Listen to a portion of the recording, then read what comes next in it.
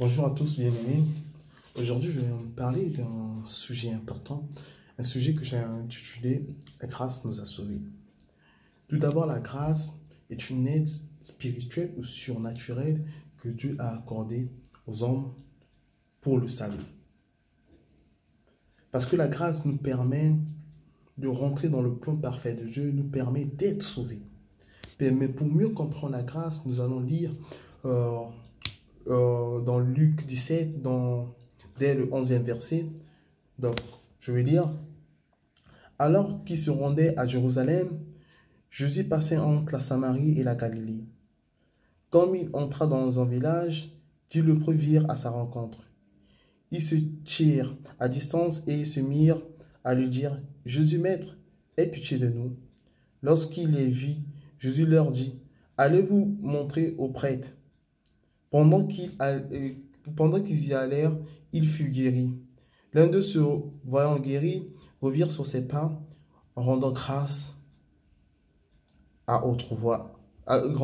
Dieu à haute voix. Il tomba le visage contre terre, aux pieds de Jésus, et le remerciait. C'était un Samaritain. Donc nous voyons dans ce verset, dans Luc 17, dès le 11e verset, nous voyons en fait la manifestation de la plénitude de la grâce qui est Christ lui-même. À travers Christ, il guérit, il est en train de sauver ses lépreux. Parce que autrefois, les lépreux étaient sous le coup de la loi. Mais pour mieux comprendre en fait la grâce, nous devons parler ce qui précédait la grâce, c'était la loi.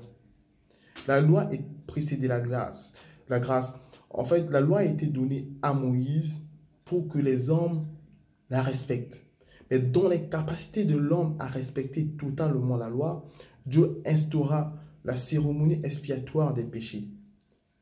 Lorsqu'il instaura la cérémonie expiatoire des péchés qui se faisait continuellement chaque année pour que l'homme soit purifié de ses péchés par le souverain sacrificateur qui était issu de la tribu de Lévi, Dieu voyait cela, mais il voulait qu'il puisse instaurer quelque chose d'éternel pour que les hommes n'aient pas à le faire continuellement. Donc, il voulait gracier l'humanité à travers cette aide qu'il aura fait que les hommes puissent plus la faire. Mais il avait déjà établi les principes qui devaient être respectés. C'est pour ça qu'il devait lui-même respecter ses principes parce qu'il est fidèle à lui-même. Parce qu'il ne peut pas contredire la parole qu'il avait dit. Parce qu'il lui-même, il dit encore, je suis non venu pour abolir la loi, mais pour l'accomplir. Nous voyons maintenant que Dieu, dans cette dimension d'amour, qui voulait maintenant gracier les hommes, en accomplissant la cérémonie expiatoire des péchés pour les hommes, il est venu. Donc, il envoie la parole. La parole qui s'est faite chair, qui est appelée Emmanuel, Dieu parmi les hommes, qui est venu parmi nous, qui a habité parmi nous. Et il devait maintenant accomplir cette cérémonie. Mais cette cérémonie, pour l'accomplir, les normes que Dieu avait établies étaient que il devait avoir un souverain sacrificateur et il devait avoir un agneau.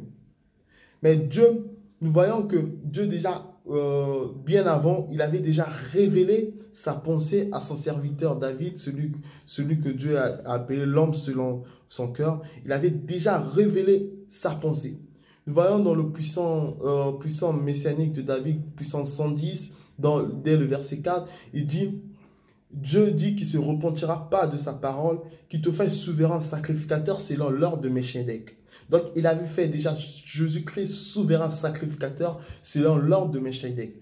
Mais Melchizedek, c'était ce roi sacrificateur qui était fait souverain sacrificateur par la volonté du Très-Haut. Ce roi qui était venu prendre la dîme, prendre l'offrande à Abraham, qui est l'ancêtre des Lévites, lorsqu'il fut vainqueur de la guerre des rois. Et il était allé délivrer son neveu qui était en captivité par des rois. Lorsqu'il fut vainqueur de la guerre des rois, nous voyons ce roi de Salem qui était souverain sacrificateur selon la volonté du Très-Haut est venu prendre la dîme à celui qui donne la vie à Lévite qui devait avoir le sacerdoce lévitique.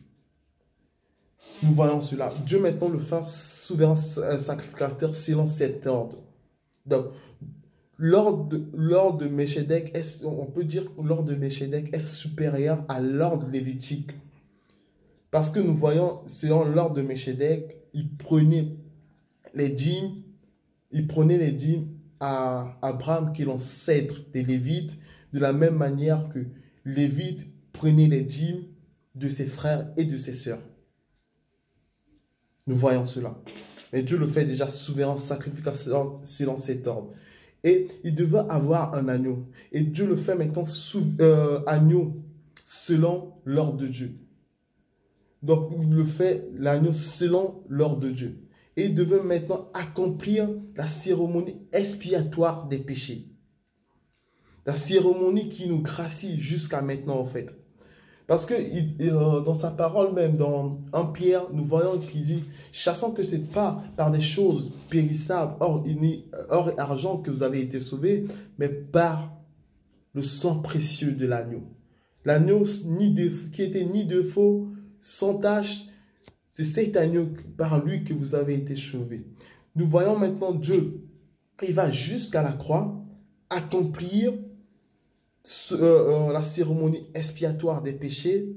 Il se fait agneau immolé sur la croix. Il se donne en sacrifice sur la croix pour être immolé, pour que l'humanité tout entière soit sauvée. Pas que pour qu'une particularité de personnes, non, non juste pas pour que les justes soient sauvés, mais que pour que toute l'humanité soit sauvée. Il s'est donné à la croix.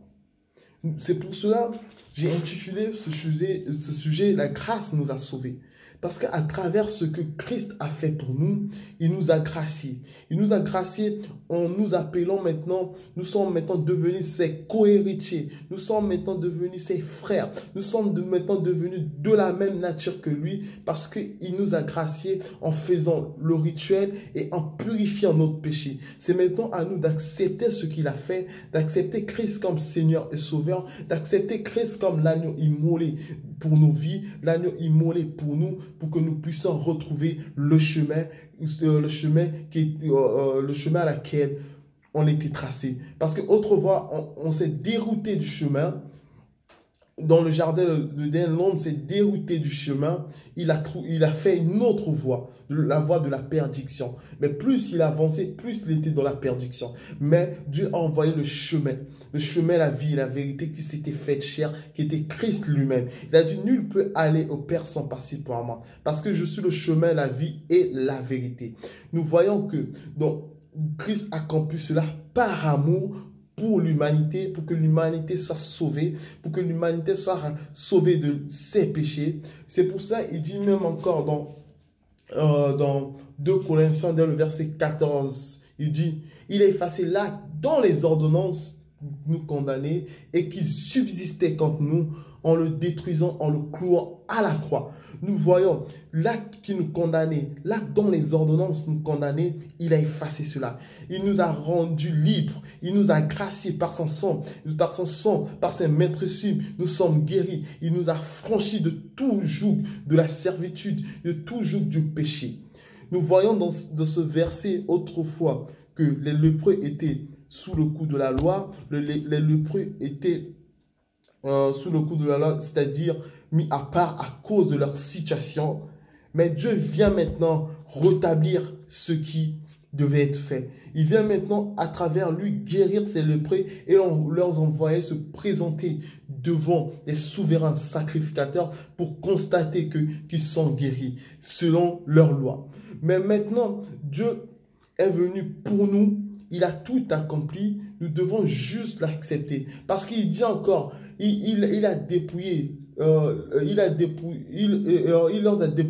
de toutes leurs autorités, de toute leur domination, en leur livrant publiquement un spectacle, en triomphant d'elle par la croix. Nous voyons ce qu'il a fait. En fait, lorsqu'il disait sur la croix, tout est accompli, c'est pas juste quelque chose d'anodin où on peut le dire juste tout est accompli, mais parce que derrière la parole de Dieu cache une vérité véritable qui se manifeste maintenant. Lorsqu'il dit tout est accompli, il dit tout ce qui vous condamnez au péché, tout acte d'ordonnance qui été condamné au péché, là où vos péchés étaient écrits, je viens l'effacer.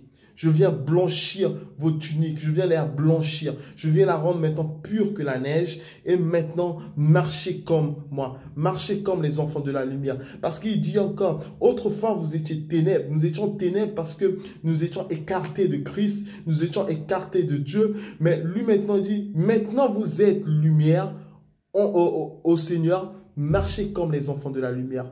Nous devons maintenant faire ce que Christ a fait, faire maintenant de la même manière que Christ a fait, parce qu'il nous a graciés. Il nous a graciés. Nous voyons que ce lépreux, après avoir guéri, il est venu rendre grâce à Dieu. C'est pour cela que je viens dire à quelqu'un, que tous les jours de ta vie, que tu puisses rendre grâce à Dieu de ce qu'il a fait sur ta vie. De ce qu'il a fait sur ta vie. Si tu respires, ce n'est pas par ta propre force, ni par ta propre effort que tu respires. C'est parce qu'il t'a donné son souffle de vie. Vu qu'il t'a donné son souffle de vie, que tu respires. Donc, rends-lui grâce. De la même manière que sa grâce se renouvelle chaque matin sur nos vies, de la même manière que nous devons le rendre grâce continuellement chaque jour de nos vies. C'est pour ça que je viens appeler quelqu'un et je viens dire à quelqu'un qui puisse un peu réaliser ce que Christ a fait sur nos vies, ce que Christ a manifesté dans nos vies, la grâce, la plénitude de la grâce. C'est pour ça qu'il dit encore dans Jean 1, dans Jean 1, dans le verset 11 à 12, il a dit, il est venu chez les siens l'ont pas reçu, mais à tous ceux qui l'ont reçu, il a donné le pouvoir de devenir enfants de Dieu. Donc la grâce est venue sur les siens c'était les Juifs, mais les Juifs l'ont pas reçu, tous l'ont pas reçu, ils l'ont rejeté. C'était la pierre angulaire rejetée. Ils l'ont rejeté, mais nous qui l'avons maintenant accepté, il nous a donné le pouvoir de devenir enfants de Dieu. Il nous a graciés de devenir maintenant ses co-héritiers en Christ. C'est pour cela que je viens de dire à quelqu'un, réalise un peu la grâce qui est sur ta vie. Réalise un peu ce que Dieu fait chaque jour sur ta vie. Parce qu'il est celui qui ne dort point, qui ne sommeille point sur notre existence. Il nous protège nuit et jour. Deux fois, nous vivons, nous croyons que c'est juste quelque chose quotidiennement que nous devons respirer. Non, non, c'est pas ça. C'est par la grâce que nous sommes sauvés. C'est par la grâce que je me tiens en ce lieu. Et je me tiens en ce lieu et je libère cette parole. C'est parce que Jésus-Christ m'a gracié. Et je veux que quelqu'un puisse se rendre compte de cela et qu'il puisse être boosté encore dans cette vie chrétienne. Il puisse encore aller encore plus loin, se lancer à fond pour servir le Seigneur. Et quelqu'un qui avait autrefois perdu cet amour, quelqu'un qui autrefois s'est égaré, je le dis, ne te juge pas. Parce que Dieu ne te juge pas. Le jugement, c'est pour le dernier jour. Le jugement, c'est pour le dernier jour. Mais Dieu ne te juge pas maintenant. Il t'a gracié. Lève-toi. Lève-toi, toi qui es tombé. Lève-toi, relève-toi. Et continue cette dynamique. Continue avec Christ. Parce qu'il est l'ami fidèle, celui qui te tend la main, celui qui te soulève, celui qui dit encore, viens, toi qui es chargé, fatigué, je te donnerai du repos. Il nous appelle, nous qui sommes chargés, fatigués, du fardeau qui te fait courber le dos, qui te fait courber le visage pour ne pas le voir. Lève-toi maintenant, dépose le fardeau à ses pieds. Dis Christ, autrefois, j'ai marché selon les désirs de ma chair. Autrefois, j'ai marché selon les désirs de ma volonté. Mais aujourd'hui, je vais non faire ma propre volonté, mais faire ta volonté. Que tu sois maintenant le prémisse de ma vie. Que ma vie maintenant, Père de gloire, Père de volonté, soit conforme à ta parole. Parce qu'il dit à sa parole, dans Luc 26, il dit, « Heureux celui qui écoute ma parole et qui la garde. » Il dit, « Heureux celui-là. » Donc, nous devons maintenant marcher selon sa volonté, selon ce qui est écrit dans cette parole. Parce que dans Puissant 1, dans le verset 1, il dit encore, « Heureux celui qui ne marche pas selon le conseil des méchants, qui ne s'arrête pas sous les paroles des pécheurs, mais qui ne s'assied pas accompagné des moqueurs, mais qui trouve sa joie dans la loi de l'Éternel et qui la médite nuit et jour. » Nous voyons, il dit, heureux cet homme, parce que tu gardes ma parole, tu te rends compte de ce que j'ai fait sur ta vie. Parce que la vérité vient de ce que l'on entend, et de ce que l'on entend vient de la parole de Dieu. Et il dit encore, vous connaîtrez la vérité et la vérité vous affranchira. La vérité est que Christ nous a graciés, Christ nous a sauvés et que nous nous rendons compte de cela et que nous soyons maintenant zélés pour le servir et que nous rentrons maintenant dans une dynamique spirituelle à le chercher encore parce que nous étions graciés et cela au nom puissant de ton nom. Amen. Merci.